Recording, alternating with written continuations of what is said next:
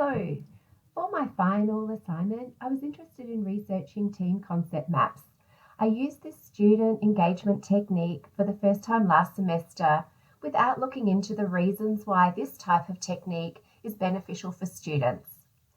For this presentation, I will look into the essential characteristics of concept mapping, how I can use this student engagement technique in my nursing curriculum, the pros and cons of this type of activity, the role of the student, the role of the instructor, and also provide an example of a concept map. Essential characteristics of concept map include that this is a collaborative or group activity. It is creating and diagramming a map, and it is usually used for a single session with students. As they say, a picture is worth 1,000 words. The reason why I'd like to use this type of student engagement technique in my teaching is that it works really well with the nursing process. The nursing process is taught day one in the nursing program, and it incorporates assessment, diagnosis, plan, implementation, and evaluation. This is for best practice when caring for clients. The nursing process is pretty much the decisional tool that nurses use throughout their nursing career. Pros and cons of using this type of student engagement technique. It is collaborative. It means that the students need to work together. The information that they provide on their map is concise. Students can create different types of maps. Different types of media can be used. It could be on paper, it could be on computer. There are many different ways that a concept map can be created. It can be challenging for students to link that information from their knowledge and also apply that to the nursing process. It involves critical thinking, identifying client issues and problems, and focusing on ways that they can implement nursing practice and care to benefit the client.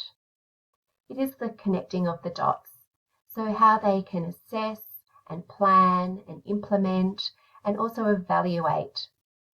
And it's conceptual learning, seeing all of this information on one map.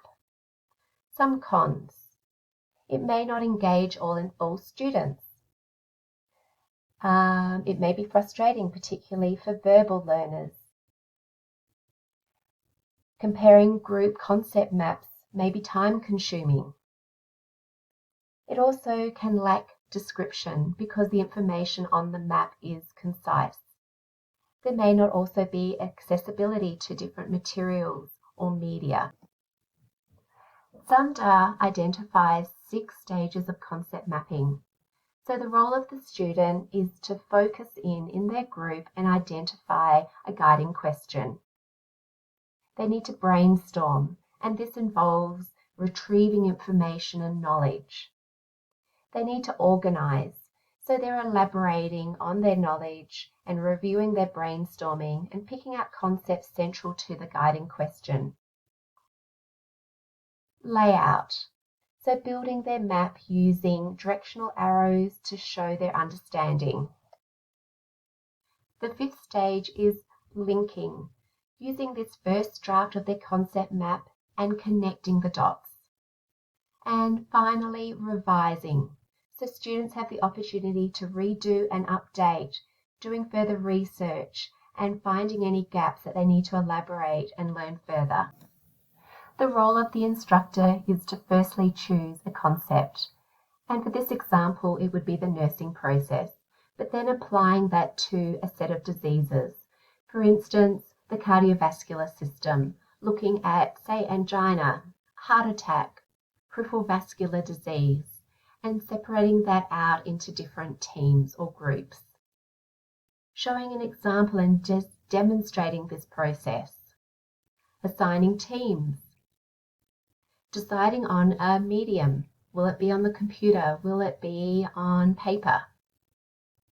And once the maps are created, then debriefing with the students and disseminating their work so all students can review. There are many ways that students can create concept maps. Last year, when I did introduce this student engagement technique, one of my students came up with this map. This is the one that we use within the classroom, and it was really successful in identifying the nursing process and also applying that to a particular disease or disorder. Summary of key points. So concept maps are a different and fun activity for students. It does involve teamwork and collaboration. Students need to retrieve their knowledge and then elaborate on that knowledge by researching further. It is creative, as there are many different ways that a concept map can be created.